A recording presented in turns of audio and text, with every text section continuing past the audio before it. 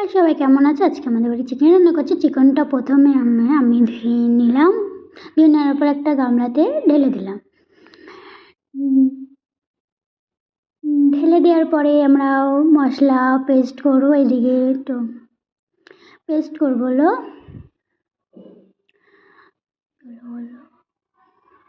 এটা জিরে দিলাম পরিমাণ মতন।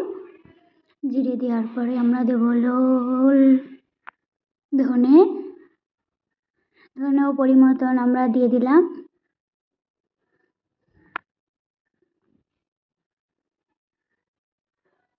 পরিমাণ ধনিয়া দেওয়ার পরে এবার আমরা দেবো হলো শুকনো লঙ্কা বোটাগুলোকে ছাড়িয়ে নিচ্ছি। ছাড়িয়ে দেওয়ার পরে সব কিছু জল দিয়ে পেস্ট মশলাগুলো পেস্ট করে নিলাম। পেস্ট করার পরে হয়ে গেল এবার আমরা চিকেনটার উপরে মশলাটা পেস্ট করা দিয়ে দেবো।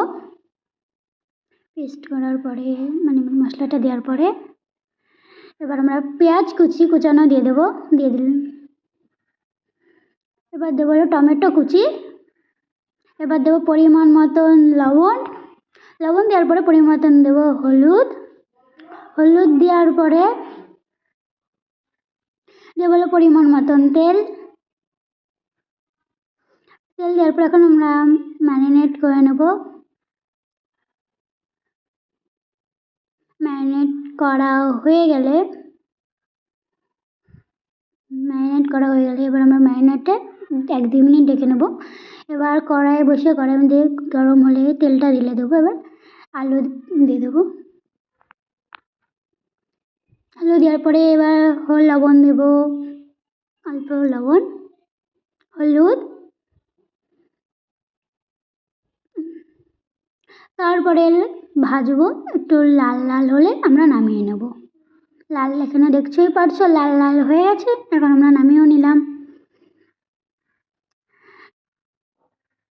নামানো হয়ে গেছে আমাদের এখানে আলু। এবার নামানোর পরে এবার দেবো আমরা জিরে, তেজপাতা, শুকনো লঙ্কা, দারচিনি, গোলমরিচ। আর এবার ওই তেলে ভাজা তেলে দেবো এগুলো। দেওয়ার পরে আমরা চিকেনটা দিয়ে দেবো। ম্যারিনেট করা চিকেনটা দিয়ে দিলাম। মশলাটা দিয়ে দিলাম। দিয়ে দেওয়ার পরে এখন আমরা কষাবো। এইদিকে কষানো হচ্ছে। কষানোর পরে একটু ঢেকে দিলাম সেদ্ধ আর ওটাই। এবার এখানে দেখতেই পাচ্ছ তোমরা কষানোর পরিমাণে চলে এসেছে কষবে ভাব। এদিকে আমাদের মাংস কষানো হয়ে গেছে।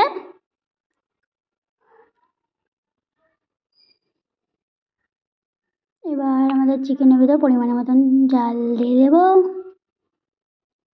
জল দেওয়ার পরে আমাদের চিকেনটা তৈরি। এবার খেয়ে দেখি কেমন হয়েছে। আর সবাইকে বাই, পরের ব্লগে টাটা, ভালো থেকো।